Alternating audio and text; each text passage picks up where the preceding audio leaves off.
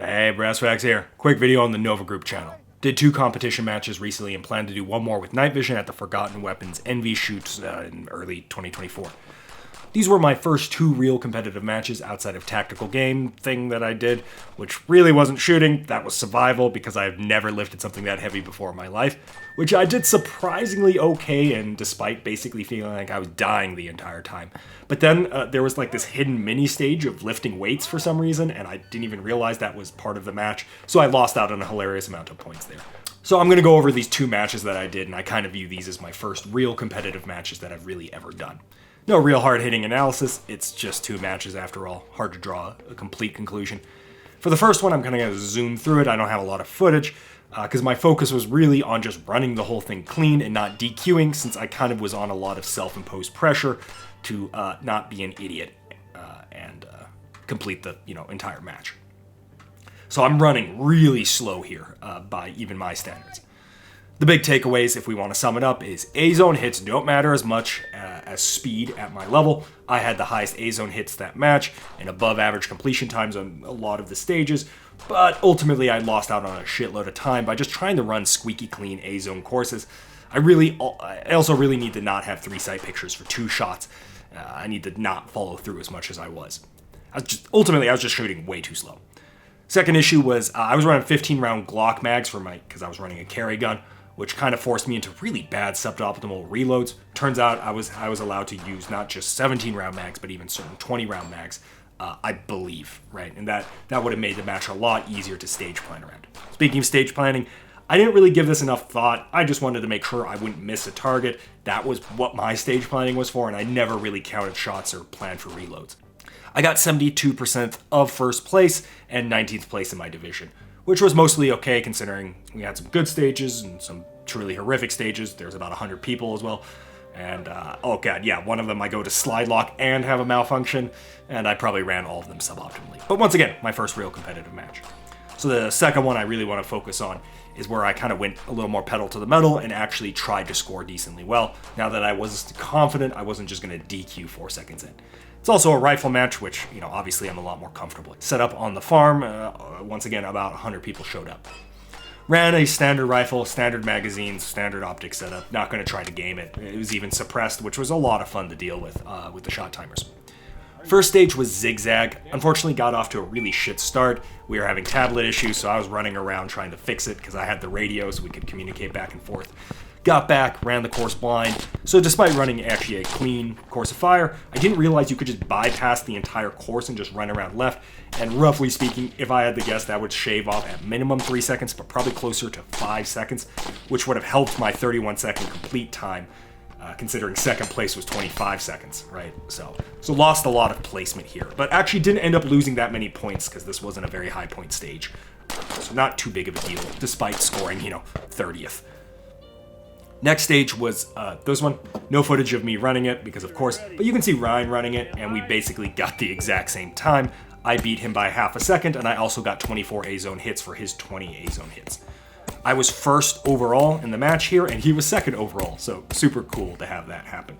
Us being able to nail the reduced steal at 100 yards, no issues whatsoever, just snap, bring the gun up, hit, and move on, means we really got carried by that here and it kind of made us dominate everyone else. Simple stage, ultimately, though.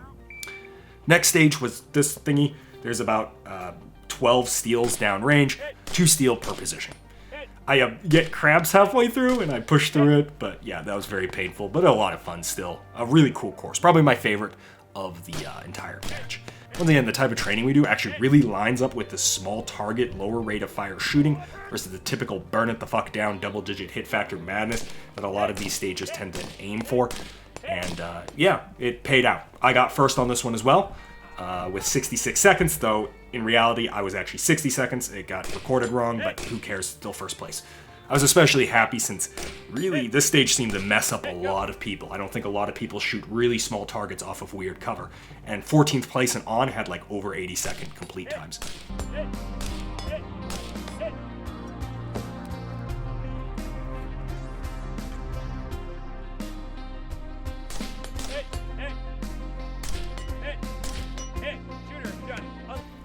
Then we did a long range stage, which was kind of set up like shit. Sorry, hosts. with paper targets all the way out to 150 yards, which means you got to go out there every single time and tape it, and that took forever, so much so that not everyone could actually finish the match, so they struck it from practice score. Moving on. Next one, of course, didn't film this one either, because I was in full practice score tablet mode trying to get us through the stages because everyone was running long. So I wasn't really stage planning or anything, nor was I really pushing the film, but we filmed Chris here, so you get to watch him instead. Pretty straightforward stage, so not too big of a deal that I didn't stage plan it. Once again, those far steel targets really gave me a lot of free time compared to the competition because I didn't really struggle with those. I ran that clean. I did lose a bunch of time here because I was shooting a popper, and it's supposed to fall down after one shot, but it took 5 shots, even though it was a headshot only. So I lost a lot of time there. I also slowed down way on the hostage targets at about 50 yards because I utterly refuse to hit a no-shoot ever. So yeah, I don't know. Anyway, 5th overall here, 3rd in my division. So still acceptable despite the popper being kind of obnoxious.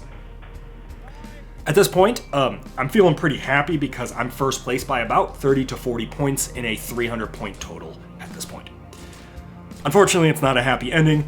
The final stage for us was a 300-point, 60-round burn down. That's right, basically doubling our points in a single 20-second stage. I also sort of had to regress back to my mindset of wanting all A-zone hits because I guess that's just how I'm programmed, because I was tired and annoyed because we had to wait like an hour for the group ahead of us to finish their stage because they need to tape 60 times per person. It's a little ridiculous. So I shot a lot of my targets 3 to 4 times instead of just shooting it 2 times, like you're probably supposed to, because I wanted my A-zone hits. That was especially an issue here because it's a 30-round stage, and I was running 30-round magazines, so if I shoot any target more than once, I'm doing a reload, and that really kills you on time. So, should have done 2 shots, no reloads, but whatever. I got 19th overall and 14th in my division, which doesn't sound terrible, but remember, this stage is 300 points and basically doubles your point total of the day, so I basically nullified my lead in a single poorly shot stage. Thus, my first place went to, 3rd in my division, 6th overall for the entire match. Yeah, a little bitter about that one, but, it is what it is. So lessons learned here, stuff that I want to work on. For medium and long range stuff, I still did very well. I want to keep doing that. That carried me and my cameraman quite well. My close-up shooting does need some decent amount of work, specifically in the follow-throughs. I just need to be able to, shoot the amount that I need to shoot and push on to the next target without trying to get that third sight picture. I think this is probably the biggest thing, I just need to stop maximizing scores on targets. It costs me way too much time. Movement felt pretty good for me, but once again, I think I can get a lot of time back by entering shooting squares a little more effectively, coming out of a run and entering into, the shooting position, so to speak, right?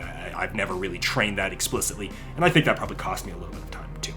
Anyways, was a fun match, love to do it. Probably won't do it, all the time, I'm just not that type of competitive shooter, but it's something good to validate or unvalidate your current training regime, whatever. Anyways, thanks for watching. We'll see you guys in the next one.